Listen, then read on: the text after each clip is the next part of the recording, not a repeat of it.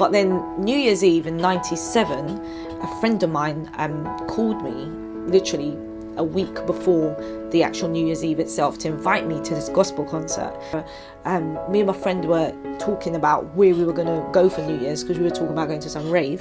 But I was at a place in myself, even though I was this person on the outside with a smile on my face and just getting on with life, on the inside I was very broken by this stage, obviously just losing hope in life. And so I was open to going to this concert, which I went to, just because I wanted to see my friend. That was the main reason why I went, even though my other friend went raving. But I was thinking, what harm could it do to start off the new year in church?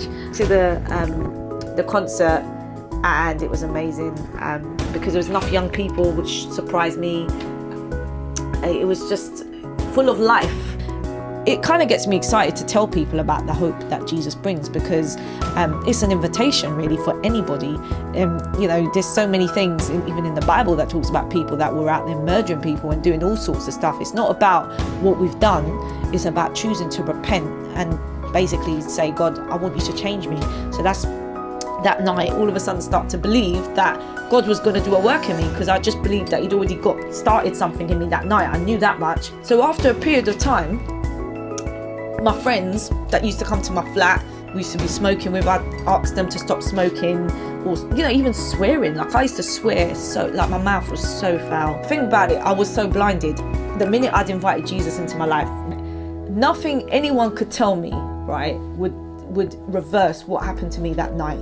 It wasn't about any type of preaching, it wasn't about any doctrine or any kind of understanding of the Bible. It was about a personal experience with Jesus Christ that night, and nothing could reverse that. It's like that song Amazing Grace. I once was blind but now I see. It was like all of a sudden my eyes had been opened and my conscience had come alive like never before. So things that, like I said, no one had taught me, no one stood there and said you shouldn't do this. It was totally Jesus inside of me that started to do this work and started to show me how to live my life on a day-to-day. It wasn't just about 2 hours on a Sunday.